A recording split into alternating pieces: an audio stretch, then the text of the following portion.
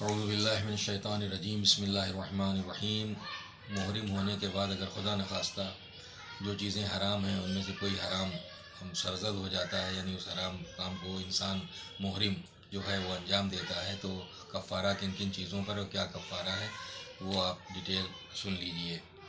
اگر ہم بستری ہے، یعنی اپنی وائف کے ساتھ ہم بستری کی ہے حالت احرام میں، ابھی اعمال پورے نہیں ہوئے ہیں، تو کفارے میں ایک اونٹ یا ایک گائے ہے۔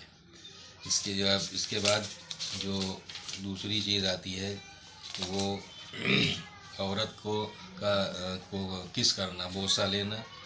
اس میں اگر آدمی نجس ہو جاتا ہے، یعنی غسل اگر واجب ہو جاتا ہے تو ایک اونٹ کفارہ واجب ہے، اور اگر وہ نجس نہیں ہوتا ہے تو ایک گوسفند کا کفارہ کافی، یعنی ایک بکری یا بکرا اس کا کفارہ ہے۔ عورت کو ٹچ کرنا، اگر لذت کے لیے اپنی بیوی کو مس کرنا، اٹھانا یا اپنے پاؤں بھیجنا جائز نہیں ہے۔ کسی نے ایسا کام کیا تو لازم ہے کہ ایک بکری کفارہ دے، چاہے وہ نجس ہوا ہو یا نجس نہ ہوا ہو۔ اگر بغیر لذت کے جیسے سامان اٹھانا ہے، کوئی اس کو ہیلپ کرنا ہے، مدد کرنا ہے، کوئی اس کو چھوتا ہے، ٹچ کرتا ہے، تو اس پر کوئی کفارہ نہیں ہے۔ لیکن یہ سب جو کفارے ہیں وہ لذت کی نظر سے بیوی کو دیکھنا، لذت کی نظر سے اس کو چھونا، اس کو ٹچ کرنا، کس کرنا، یہ ہے۔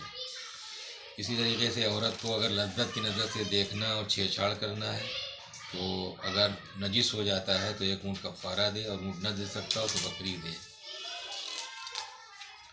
اس کے بعد پھر نکاح کرنے سے کوئی مطلب نہیں ہے۔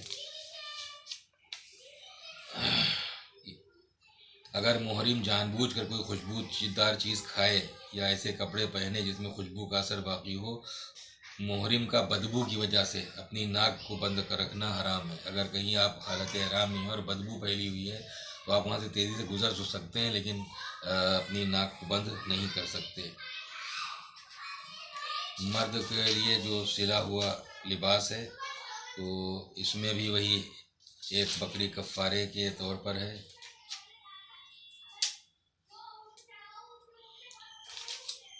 سرما لگانے میں بھی بکری کفارہ ہے۔ آئینہ دیکھنے میں مستحب یہ ہے کہ تلبیہ دوبارہ کہے، یعنی اس میں وہ بکری وغیرہ کفارہ نہیں ہے، بلکہ تلبیہ دوبارہ کہہ لینا چاہیے اگر آئینے پر نظر پڑ گئی ہے اور پھر یاد آ گیا کہ ہم حالت احرام میں ہیں۔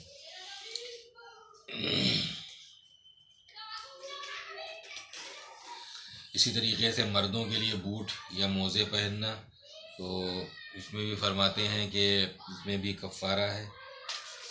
فسوق وغیرہ اگر جھوٹ بولا ہے یا اور بھی ہے، استغفار کرے اس میں اور اللہ سے اپنے گناہ کی معافی چاہے۔ لڑائی جھگڑا اگر کرنے لگا ہے تو اس میں بھی ایک بکری کا کفارہ ہے۔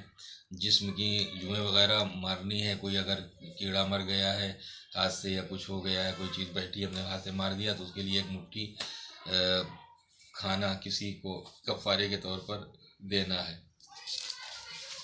سجانا بنانا اپنے کو، یعنی آرائش کرنا، یعنی میک اپ کرنا، اس میں کوئی کفارہ نہیں ہے، لیکن آدمی کو احتیاط کرنا چاہیے۔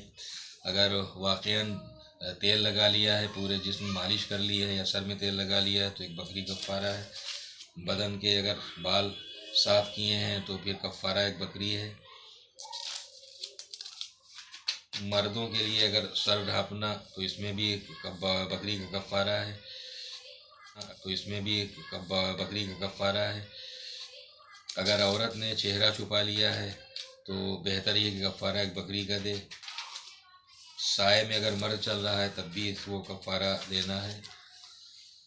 جسم سے اگر خون نکالا ہے تب بھی کفارہ ہے، اگر جان بوجھ کر نکال لیا ہے۔ اور یہ ظاہر ہے کہ کفاروں کی جو ڈیٹیل تھی وہ تفصیل تھی، تو بہرحال آپ خیال رکھیں، کوئی بڑی بات نہیں ہوتی ہے، تھوڑا سا انسان اپنی طرف متوجہ رہے کہ ہم کہاں ہیں اور کس حال میں ہیں، تو انشاءاللہ کوئی ایسی بات نہیں ہوگی۔ خداوند عالم بحق محمد و آل محمد علیہ السلام آپ حضرات کے جو بھی ارکان و اعمال ہیں وہ سب صحیح طور پر انجام پا جائیں، اور بارگاہ الہی میں آپ کی یہ صحیح قبولیت کا شرف حاصل کر لے۔ اور ظاہر ہے کہ ہم کیا اور ہماری حیثیت کیا، لیکن ہمارے سامنے جو اللہ کا شکر ہے کہ ہمیں اس نے ایسے ہادی اور ایسے رہبر دیے ہیں ہمیں امام معصومین سے، بالخصوص امام زمانہ علیہ السلام سے توسل کریں، انشاءاللہ ان کے صدقے میں اور ان کے آباء و اجداد، ان کی جد ماجدہ کے صدقے میں آپ کے تمام اعمال و ارکان صحیح ہو جائیں گے انشاءاللہ۔ وآخر دعوانا الحمد للہ رب العالمین۔ تو اس میں بھی